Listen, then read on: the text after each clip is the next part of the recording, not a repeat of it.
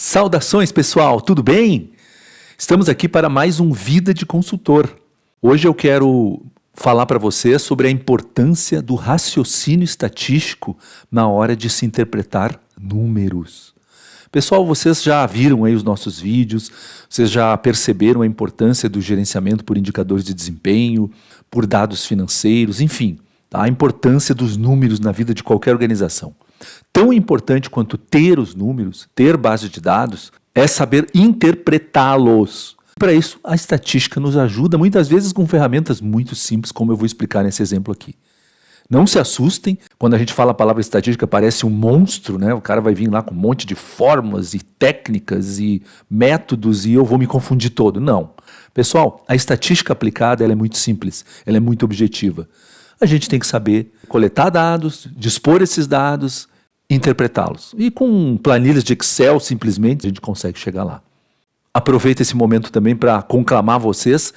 Quem ainda não se inscreveu no canal, por favor, se inscreva. A gente quer cada vez mais subir no ranking, né? Esse nosso trabalho só se justifica se vocês se inscrevem no canal, querem aprender mais, querem fazer a diferença no trabalho, na gestão das organizações de vocês, nos empreendimentos, enfim.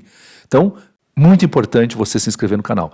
E deixe seu like, deixe seus comentários, compartilhe, enfim, aquela história toda que você já conhece. Então agora, puxa a vinheta.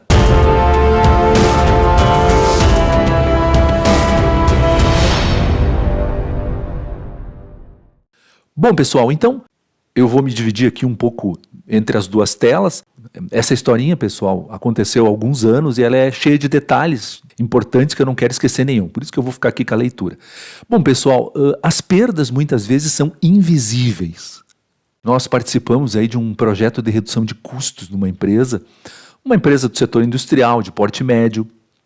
E lá eles tinham alguns indicadores bem importantes. Tá? Um deles era ligado ao custo da matéria-prima, já que a matéria-prima tinha um impacto muito grande no preço final, na competitividade do produto deles. O principal indicador, então, era o peso médio dessa matéria-prima. Né? Então, por exemplo, eles controlavam lá, né, se na média, né, eles não estavam gastando nem mais nem menos do que a média necessária para o volume de produção desejado. E o outro indicador é o orçamento dos gastos gerais com matéria-prima, porque daí eles também confrontavam isso. O peso estava mais relacionado ao consumo, o orçamento relacionado tanto ao preço quanto ao consumo. Então, com esses dois indicadores, a gente conseguia ter a visão geral se os gastos de matéria-prima estavam de acordo com os objetivos da empresa, com os objetivos do negócio. Bom, aí convidaram a gente para uma reunião para ver o que mais era possível fazer, né? E já na primeira reunião, então, a gente começou a debater com o gerente de produção da empresa. O gerente, já uma pessoa com alguma experiência nesta área, né, orgulhoso de seu trabalho, ele mostrou um relatório, então, né, e disse, tenho aqui um relatório que mostra que o orçamento está sendo cumprido à risca e o peso médio do produto está conforme o padrão. Portanto, não é na matéria-prima que estão os nossos problemas. Ele já queria meio que, né, direcionar a reunião para um outro lugar ali, porque aí falava, não, a matéria-prima está tudo sob controle. A gente, como consultor, né, já escaldado por algumas cenas semelhantes a essa que a gente viu em outras empresas, então fiz a seguinte pergunta. Tudo bem, vocês controlam pelo peso médio e vocês analisaram o desvio padrão deste peso médio? Aí o gerente, desvio padrão? O que é isso? Eu, tentando ser bem didático, expliquei da seguinte forma. Desvio padrão é o que mede o tamanho da variação do peso em torno da média. Ou seja, se os resultados individuais estão longe ou próximos da média. Aí o gerente, meio surpreso com o meu questionamento, perguntou, mas por que eu vou precisar disso? Aí eu, como consultor, a gente sempre tem que manter a didática, né? Falei, então me explica, o que acontece se o peso individual, o peso de um lote, por exemplo, fica acima da média? Aí o cara pensou um pouquinho, o cliente ganha e a gente perde. E quando o peso está abaixo do padrão, abaixo dessa média? Não, aí a gente ganha. Aí o gerente pensou um pouquinho, só que de repente o produto não vai agradar o cliente, porque ele vai estar recebendo menos do que ele pagou. Aí eu falei, pois é, toda variação significa perda. Significa perda do produto em forma de refúgio, devoluções, e aí vai. Perda de clientes, perda de matéria-prima e, portanto, perda de dinheiro. Aí o gerente já ficou um pouquinho incomodado, mas ainda tentando dar a volta por cima, né? Tá, mas na média os altos e baixos não se compensam, né? Na cabeça dele, né? Se eu tenho alto, se eu tenho baixo, na média tá tudo resolvido. Aí eu tive que explicar mais uma vez. Tudo bem, existe uma mera compensação matemática, mas não física. Perda é perda, se está acima da média ou se está abaixo da média. O mesmo lote produzido pode estar com peso dentro do padrão, mas por conta da variação ao longo da produção desse lote, pode ser que haja produtos que estão acima do peso, e aí eu estou perdendo matéria-prima, e outros que estão abaixo do peso, que podem estar aumentando as chances de devolução e de perda de clientes. Quer dizer, nos dois casos, tanto para cima quanto para baixo, terei perdas. Aí o gerente ainda tentando, né? Mas pelo orçamento eu não estou gastando a mais. Sim, o orçamento ele só reflete matematicamente. Se em algum momento tu gastou menos matéria-prima, se em algum momento tu gastou mais, no orçamento vai estar tudo ok. Até porque o orçamento geral, pessoal, também é uma média de gastos individuais. Ele é visto normalmente no fechamento do mês, mas tu pode ter gastado mais num dia, menos no outro, menos numa hora, mais na outra. E assim essas flutuações, essas variações vão se somando e como o produto dele era vendido em pacotes no varejo, aquele cliente que vai comprar um determinado pacote pode ter pego um peso maior ou um peso menor. Tudo bem que lá no volume global de produção está tudo dentro da média, mas no individual eu posso estar indo contra a empresa ou indo contra o cliente. Então certamente, falei para ele, né, completando essa explicação, existem variações nos gastos de matéria-prima entre um operador e outro, entre um turno e outro, de uma máquina para outra, só que eles não ficam visíveis no orçamento geral.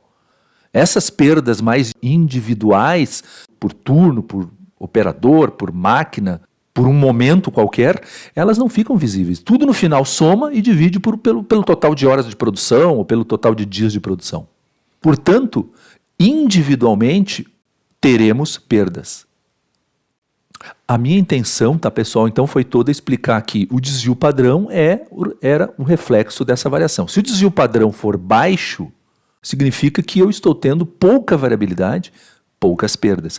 Se o desvio padrão for alto, significa que eu estou tendo muitas variações individuais e muitas perdas ou muitos riscos de perda. Às vezes a perda não se materializou ainda porque o cliente não percebeu.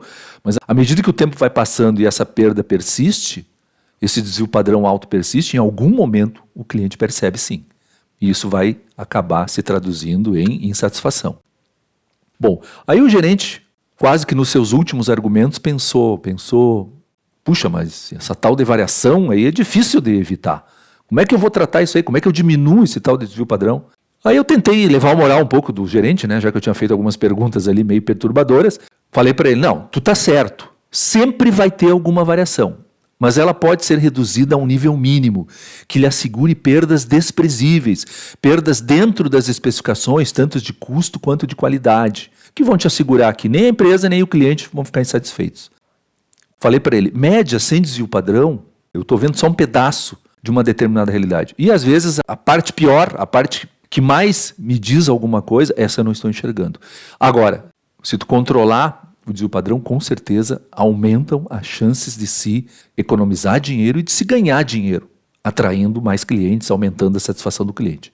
Até, pessoal, vocês viram no nosso canal aqui, a gente tem vídeo sobre controle estatístico de processos, método simplificado, não precisa entrar com os métodos mais avançados, a gente vai implementando as técnicas mais avançadas aos poucos, então a gente já dá sempre a mais prática, a mais básica para a gente começar. Ali tu já vai ver o quanto é possível trabalhar bem a questão do desvio padrão e reduzir essas perdas. Tá? Mais adiante a gente vai falar, vai ter outros vídeos, vai ter outros momentos em que a gente vai aprofundar essa questão do raciocínio estatístico e o quanto isso é importante para ajudar as nossas empresas. Então, pessoal, como é possível calcular o desvio padrão? É possível, inclusive, calcular e estimar possíveis ganhos e perdas financeiras com a variabilidade. Muitas empresas fazem isso, elas já antecipam, olha, se a gente está tendo tal desvio padrão, provavelmente nós estamos perdendo tanto de dinheiro. A relação é direta. Ou então, a gente está aumentando muito o risco de vir a perder clientes pela alta variabilidade da minha qualidade. Terei um produto não confiável. Produto não confiável, cliente insatisfeito. Bom, pessoal, aí o gerente se animou um pouco mais, né? Viu que, puxa, então com esse negócio aí eu posso ganhar algum dinheirinho, quero impressionar a diretoria e tudo mais. Vamos lá, me diz como é que eu faço para trabalhar isso. E aí a gente expôs, então, toda a dinâmica do raciocínio estatístico, dos controles estatísticos de processo. Existem outras nomenclaturas mais modernas. Pessoal, como eu já falei para vocês nos nossos vídeos aqui, nome para mim é o que menos interessa. O que interessa é como tu faz, o método, se ele está sendo bem aplicado. Eu já ouvi falar de centerline, gerenciamento avançado de processos, gestão de perdas, de causas crônicas, tudo isso aí é verdade, existe, está na literatura. Não se confundam com a nomenclatura, pessoal. O mais importante é saber que desvio padrão gera perdas e eu tenho que controlar para ele ser o menor possível. Tem formas de fazer isso? Tem. E a gente trabalhou isso então nessa empresa. Demos alguns treinamentos, mapeamos realmente perdas que até então não estavam sendo percebidas e a empresa estava deixando a desejar realmente.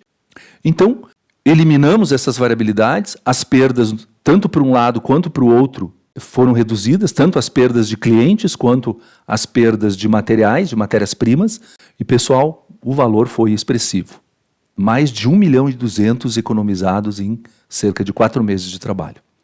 Esse ganho, então, pessoal, ele veio tanto de economias com relação aos gastos com matéria-prima, quanto economias relativas à diminuição das devoluções, à diminuição da perda de clientes. Eles avaliavam muito em cima do retorno às compras, da recompra, e começaram a ver que, à medida que o produto ia melhorando essa sua qualidade, essa sua confiabilidade, as perdas por insatisfação do cliente diminuíam. Muito bem, pessoal, então, esta é a nossa lição de hoje. Cuidado com os números que vocês têm à mão. Raciocínio estatístico eu considero imprescindível para qualquer negócio. Muitas vezes você acha lá, olhando o resultado do seu DRE, o lucro, pessoal, é uma média de resultados bons e ruins que vocês têm entre ganhos e perdas quanto a receitas, ganhos e perdas quanto a custos. Tudo isso somado lá no final do mês dá o DRE de vocês. Muitas vezes a gente interpreta o resultado como bom, mas ele podia ser muito melhor. Esta é a grande questão. A gente aumenta a rentabilidade do negócio, pessoal. Então, a gente consegue com isso um ganho mais persistente para a empresa, um produto mais confiável, todos saem ganhando. E não tem nenhum milagre, pessoal. O que tem aí é trabalho, competência, estudo, ciência, dados, tudo isso que a gente já está acostumado a ver aqui. Tá, pessoal? Espero que vocês tenham captado, então, a lição desse vídeo. Cuidado com os números.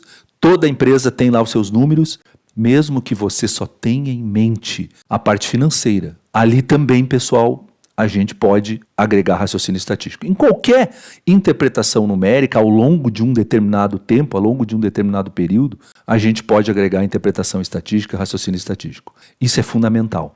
E com certeza vocês vão ver lacunas de desempenho e por trás delas vão estar muitas perdas e também muitas oportunidades de ganho não aproveitadas. Lembrem-se disso. Muito bem, espero que vocês tenham aproveitado o nosso vídeo. Fiquem conosco no canal. Um grande abraço a todos!